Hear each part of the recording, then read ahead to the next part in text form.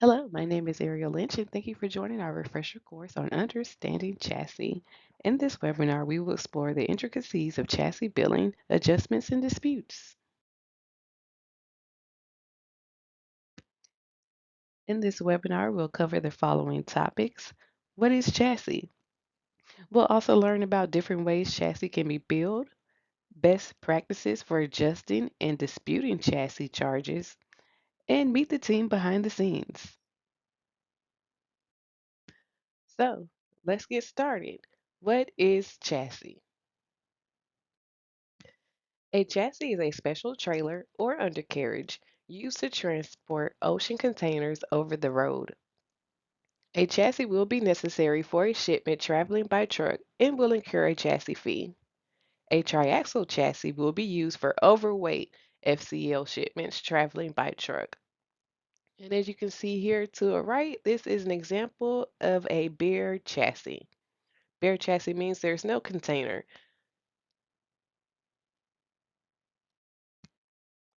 A chassis provider is an organization that owns the wheeled bases and provides them in a pool. Chassis can be supplied directly to the agents through leases or rented daily from the chassis pool. As you can see, most of our agents prefer to rent the chassis daily and they bill those charges out to our customers under the keyword DCC as shown below. Some containers must sit on a particular brand of chassis. Steamship lines can form contractual agreements with pools which entail that when a container is on terminal, it must be on a pool specified by the steamship line. For example, in most states, O&E containers must be on a FlexiVan chassis. One disadvantage of this system is that it can restrict truckers' choice of which chassis to use, and it can cause chassis splits. Chassis splits are when a container and its required chassis pool are in two different locations. These charges are typically billed back to the customer as shown below. So on an invoice, you may see it as repo/split chassis. The chassis team processes millions of line items annually at the rate of thousands per day. Chassis invoices are received 7 days a week and uploaded 5 days a week into the equipment console for agents to review. So, how does it work? The chassis team is sent a spreadsheet with our invoices that list every chassis that moved during a particular billing period. They take that same spreadsheet and make some minor changes and upload it into the equipment console. The equipment console then talks to the agent portal. The program is looking for four pieces of information to match. Number one, the chassis used. Two, the container if provided. Three, the SAC code. And four, the exact number of build days to match the exact number of invoice days. So build days would be any days the agent has billed the customer, and invoice days are days Evans was billed by the chassis provider. If any one of these pieces of information is not an exact match, the chassis team will need to manually pair it and get the agent to advise how to handle the invoice days that we have been billed by the provider. Once all the four pieces are matched, the agents will need to advise if the charges should be billed to the customer, disputed, or deducted from the agent. The status of each chassis invoice can be seen in the first two columns on the left. So here in this image, you can see the first column is agent status and the second column is corp status. You can see if the invoice is noted to be deducted by the agent, disputed, and if it was ready to be billed, the status would be changed to billed. Chassis is billed in the following ways. The agent bills chassis charges on the freight bill, or the chassis team creates an accessorial bill, an A bill, to invoice the customer after the move has gated. In some cases, the customer may receive billing in both ways. For example, VSG billed their customer for 2 days of chassis on the freight bill, but Evans received an invoice for 3 days of chassis. An A bill was created to bill the customer for the additional day of chassis usage, as shown below. Some other chassis charges are invoiced monthly. So, for a drop and hook account, if a container was dropped off and set on the chassis for 3 months, Evans would receive 3 monthly invoices. So, in this case, you would see an A, B, and a C bill for each month Evans was billed. Let's talk chassis disputes. Below are some common reasons chassis can be disputed, your next steps, and who your contact should be to get those issues resolved.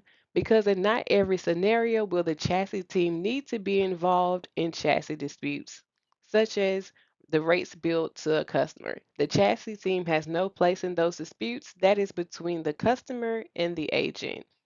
So we want to always check for rate cons and or email approvals in the backup. If our agent has billed accordingly to the rate con or email approvals, then we need to take that dispute back to the customer.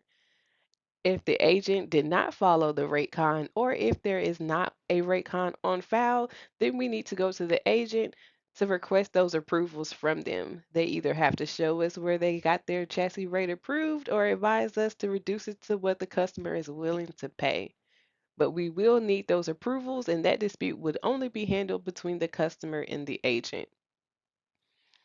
The number of days billed are incorrect. Once again, we're going into the backup because we need gate tickets to support the days that were billed. If we have that documentation, then we're taking the dispute back to the customer to advise why they're short paying when we have proof that that chassis container was out for the amount of days they were billed. If we don't have that backup or supporting documentation, we need to reach out to the agent to provide it or advise how to um, revise the invoice. Sorry. Sometimes a customer will dispute the charges if they're billed directly, which means they have an agreement with the chassis pool. So always start with checking the equipment console to see if Evans was billed. Not that we think that our customers would mislead us, but sometimes that information isn't always correct. So we always want to cover our end by checking to see if Evans was billed for usage. If Evans was not billed and the customer was billed directly, we want to go back to the agent and explain the dispute. Customers not paying chassis due to being billed directly. Please advise if we could remove chassis charges as Evans was not billed. Or if we check the equipment console and we see that we were billed, we want to reach out to the chassis team. We will provide them the invoice that our customer was billed or the check they paid with to let the chassis team know that, hey, we both have been billed for chassis usage. Customers denying this invoice. Please advise.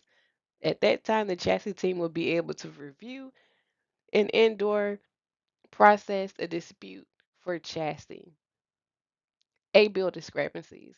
All our A bill discrepancies definitely want to be ran by the chassis team if you're adding, removing days, and or canceling the invoice. And the reason being is, like we said before, if you have an A bill, that means Evans was billed for usage. So we don't want to cancel an invoice without the chassis team being aware because that means Evans is not recouping their funds. The same as removing days.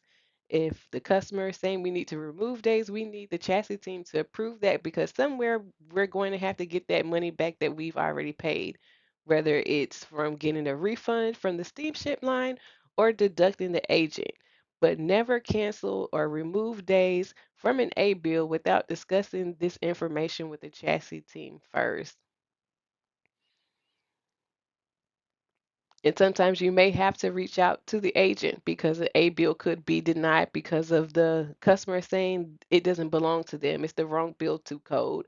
This should go to a different account. We want to reach out to the agent in that case to make sure we're rebilling that invoice to the correct account. You just don't want to assume because maybe there is a reason. Sometimes agents are working with multiple customers with one container and one person was responsible for the chassis, but the other wasn't. So you just want to confirm before you're rebilling to another account, and that's when you would reach out to the agent.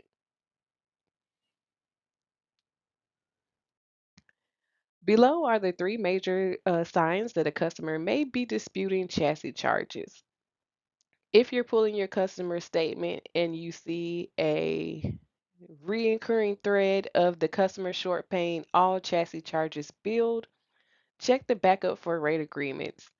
What you're looking for is billing guidelines. We want to see if in that rate agreement, did the customer instruct the agent not to bill chassis? If a customer has an agreement with the chassis pool on their rate agreements or their billing requirements, they will instruct the agents not to bill chassis.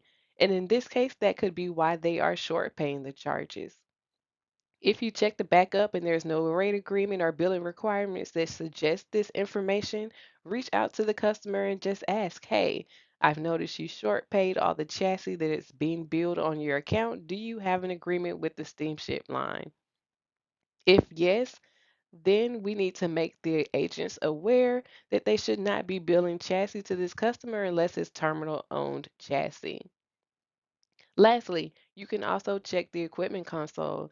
If your customer is short paying all the chassis charges and you go into the equipment console and you see that Evans was not billed for usage and the charges were billed under DCC chassis, again, reach out to the customer because they're most likely not paying because they were being billed directly. So if Evans wasn't being billed and a terminal owned chassis wasn't used, chassis charges should not be billed on that invoice. Another sign, they're paying chassis, but they're not paying all the days.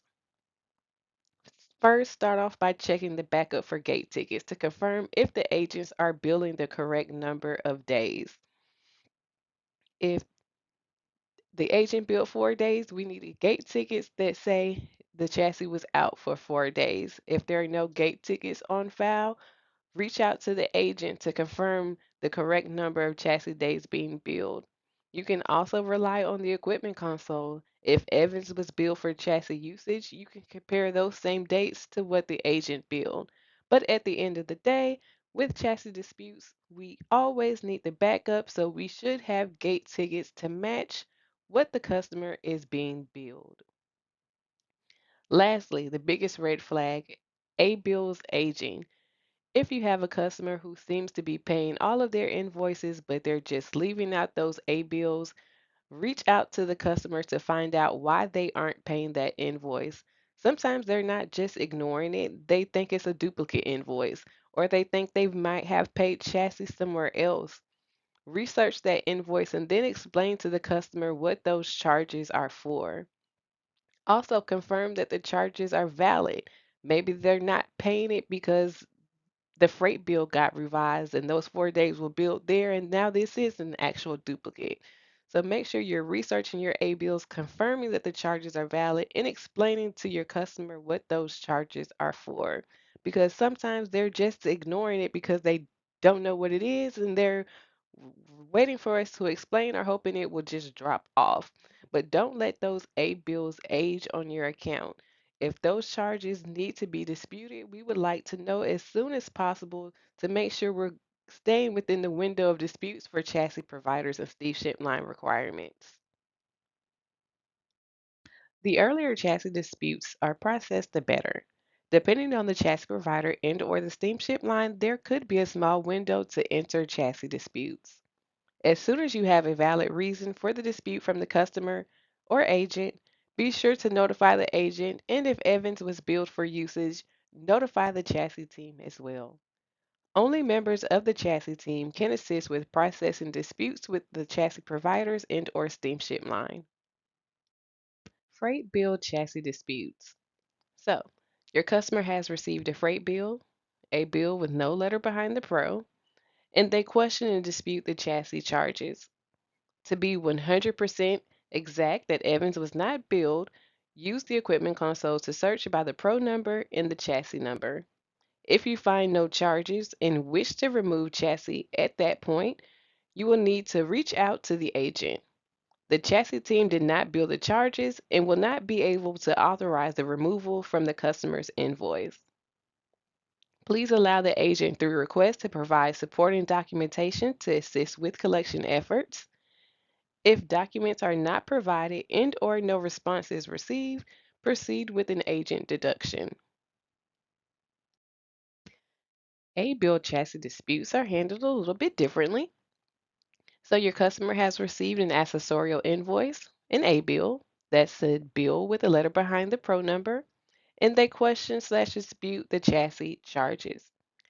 If the customer received an A bill, Evans was invoiced for charges. To determine if the chassis team was instructed to build the correct move, they will need to know what invoice number it came from. This information is in the body of the A bill and should be placed in the subject line of the email so that the right team member will know to look at it. If you only put the pro number or the container number, then everyone needs to look and stop.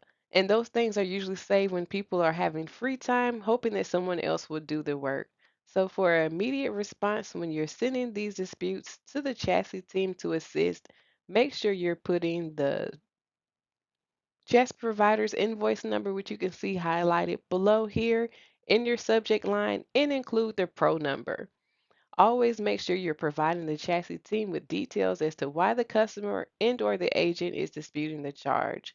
You never want to just send an email to the chassis team and says customer disputed. Please advise.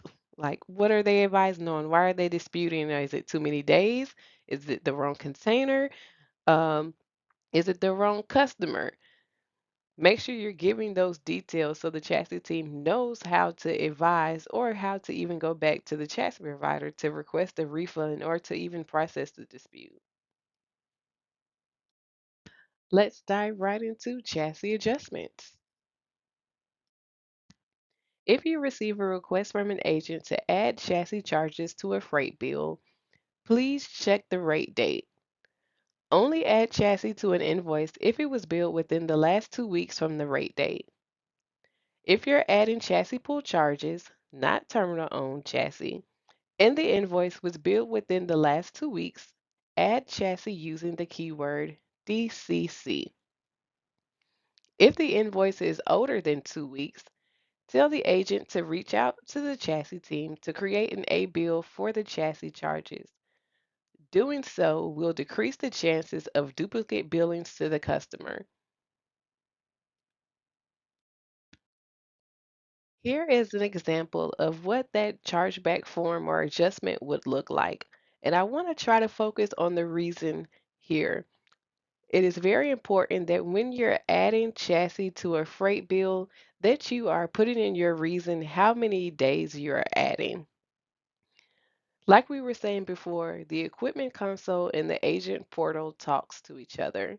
So if the 3 days were not originally billed on the invoice, that means they weren't listed in the agent portal. So when the chassis team enters and uploads their invoice, it won't find a match for chassis usage. And they don't get to see all the details for when an adjustment is made. They will be able to see that there was an additional payout, and they could kind of tell that the commission amount would match if there was a chassis adjustment. But if we're putting in those 3 days in our reason, they can clearly see that it was for chassis and for how many days. That way, if we have that same invoice come in from the chassis provider, they won't create another A bill. Because just remember, whatever charges you make in award does not change what was billed in the agent portal, which means it doesn't match up when the chassis team are processing their invoices. But if you put those details in your adjustments, they can see that. So always make sure your reasons are detailed about what you revised on that invoice. So in this case, we can see per John, we added 3 days of chassis, pay the agent. We have the agent getting paid their commission amount. It's in parentheses because it's positive. We want that number to show that way so we know they're getting paid. Without the parentheses, they would be getting deducted. Although we like to say never, but never cancel an A bill without consulting with the chassis team first. If a customer has received an A bill for chassis usage, that means Evans has been billed by the chassis provider or steamship line. The chassis team will need to review, submit a dispute, and advise if the dispute is valid and if the invoice is approved to be canceled. If you are canceling an A bill that the chassis team has confirmed can be canceled due to a duplicate billing, billing error, or a credit was received, only the commission paid out should be deducted from the agent. For example, if the chassis team advises you to cancel the invoice below YNN141,097A due to a billing error, the agent will only be deducted the $157.50 they received in commission. And just like our previous adjustment that we went over, our reason field is important here too, especially when you're canceling A bills. You want to be detailed as to why you're canceling it and who told you you can cancel it. So you always want to include those details. So in this case, we would say per Amber, cancel invoice, chassis billed to customer in error. You can see where we're deducting the agent and we're only deducting that amount of commission that they received. Our deduction date is set up 2 Mondays from our adjustment date. Our adjustment amount is the balance due because we want to cancel this entire invoice. And that's what our instructions are to the cash team. Cancel invoice. Before entering an adjustment to deduct the agent for removing chassis from a freight bill, always check the equipment console to verify if Evans was invoiced for chassis usage. This will determine the amount the agent will be deducted. If Evans was billed for chassis in the equipment console and we cannot recoup the funds from the customer, the agent will be deducted 100% of the billed rate on the customer's invoice. If Evans was not billed for chassis in the equipment console and we cannot recoup the funds from the customer, the agent will only be deducted the commission they received for chassis listed in EBH. So let's go through some examples. JLR has advised you that the chassis charge on JLR 107450 was billed in error. Remove the charge and deduct the agent. So before doing so, we want to check the equipment console to see if Evans was built for usage. So we searched by the pro number, make sure we check the box by show build items, hit refresh, and there you see it. There's a charge. Per the equipment console, Evans was billed and paid for 8 days of chassis. The same 8 days were billed to the customer. But since we cannot recoup the funds from the customer, the agent will need to be deducted 100% of the billed rate to the customer. So whatever rate they billed the customer on the invoice, that is the amount we are going to deduct the agent because Evans was billed. And since we were billed and paid for chassis usage, we must recoup 100% of those funds back from the agent. So to determine that amount that we're going to deduct JLR, we can pull up the bill detail in Aurora, check out the body tab, and here we can see they billed chassis for $320. So JLR will be deducted $320 if chassis is removed from this invoice due to Evans being billed. And here is an example of what that chargeback will look like. Since we did not have any approvals for the chassis, but Evans was billed for the usage and JLR told us to remove the charge, they're being deducted $320. So not just the commission they received, they're being deducted for the amount they billed to the customer. And since we removed that charge, we made an audit. There's no adjustment date and no adjustment amount, just a deduction date. So here's another example. AIL has advised you that the chassis charge on AIL 879183 was billed in error. Remove the charge and deduct the agent. So before removing the charge, we're going to search that pro number in the equipment console. Make sure show build items is checked and refresh the page. Once we refresh the page, no charges were available in the table. That means Evans was not billed for usage. And since Evans was not billed for usage, if we cannot recoup the funds from the customer, or since we're removing the charge because the customer was billed in error, We will only need to deduct the agent the commission they received for chassis. So to determine the amount that we're going to deduct the agent, we need to log into EBH so we can see how much commission the agent received for chassis. So chassis was billed under the pay code DCC. The revenue was 120 and the commission they received was $26.25. So AIL will only be deducted $26.25 for the commission they received if chassis is removed from this invoice due to Evans not being billed for usage. And here is an example of what that chargeback entry would look like. We have in our reason per AIL chassis billed in error, short pay approved, deduct agent. And since Evans wasn't billed for usage, we're only deducting the agent for the commission they received, which was 26.25. And on this adjustment, we will have an adjustment date and an adjustment amount because we need to cancel that short paid balance of 120, which is the same instructions we're giving the cash team. And our adjustment date is 1/3, and our deduction date is 2 Mondays out, which is 1/13.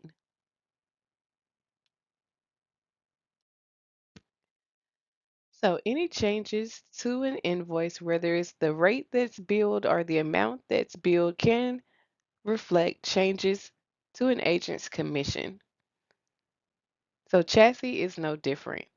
So in this case, AIL has requested the daily chassis charge rate to be changed from $40 a day to $35 a day. So if we are decreasing the amount that's being billed to the customer, that also means we need to decrease the amount of commission that that agent received for that charge. So per EBH, AIL received $8.75 of that $40 for the 1 day of chassis, as shown above. So AIL will need to be deducted due to the rate being changed to lower the rate that's being billed to the customer. So we're going to start by checking the agent commission maintenance to see how much AIL is deducted for daily chassis charges. So per the below, AIL is deducted $31.25 of the chassis rate that they bill the customer, and the remaining balance is paid as commission. So to determine the amount that AIL will be deducted for this rate change, we're going to use the formula to the right. So we'll start off with the original billing. AIL originally billed chassis at $40 per the commission maintenance. They're deducted $31.25 and they're paid out the remaining balance, which is $8.75. So we know that they received $8.75 for 1 day when it was billed at $40.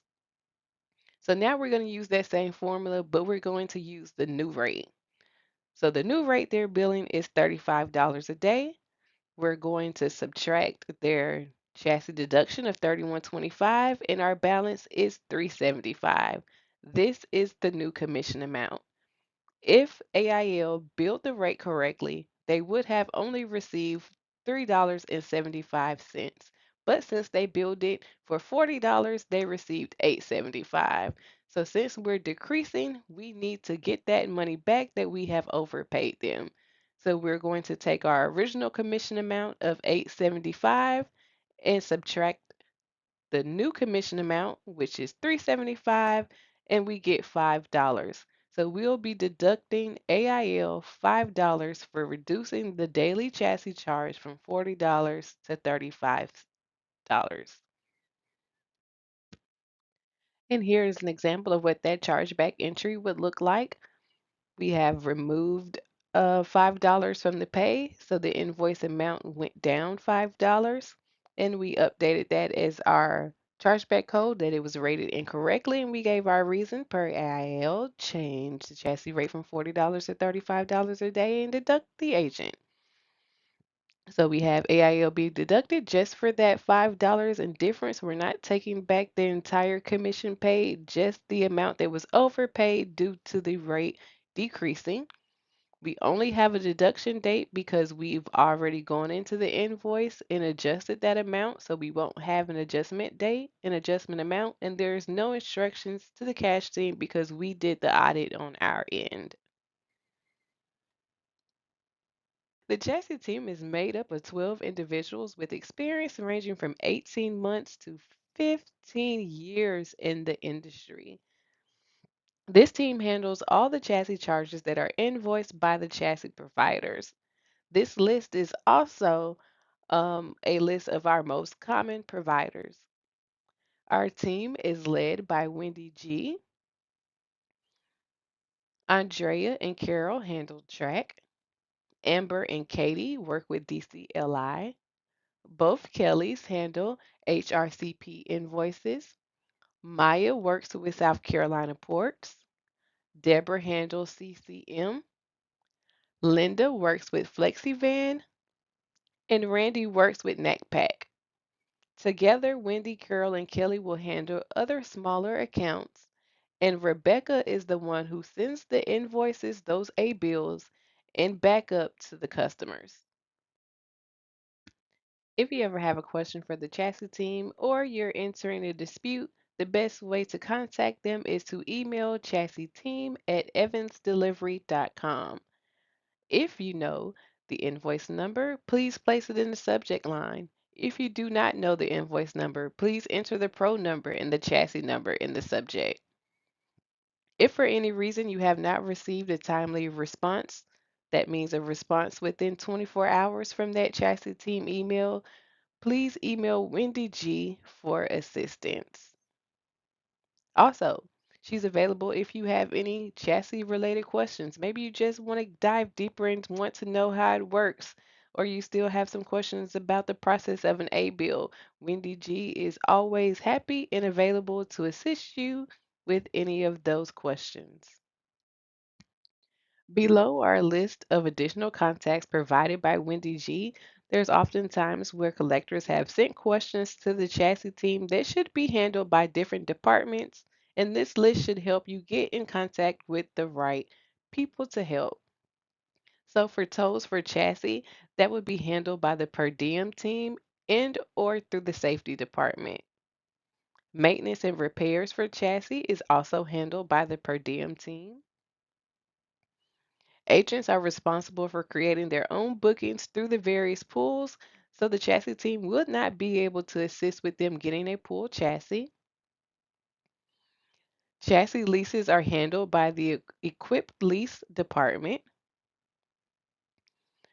How to handle a stolen or damaged chassis due to an accident, that is handled by loss control. And how to handle lost equipment is handled by the chassis team. Now, I can see how that could get confusing because you would think how to handle lost equipment should be handled by loss control. The main difference between those two categories is a police report. If a police report was filed for a stolen chassis, technically it's not lost, it's stolen. A police report was made, that goes to loss control. If there's no police report and the chassis is just lost and missing, that goes to the chassis team. So really it's the police report that makes the difference between which department handles the issue. Thank you for taking the time to join this webinar on understanding chassis. I know I probably didn't cover every scenario or situation that involves chassis. So if you have any additional questions, please feel free to reach out to me. I am more than happy to help. You can contact me by Teams, phone, or you can come over to my desk if we're in the same office. Also, be sure to click the link in the description to take the quiz and have a great day.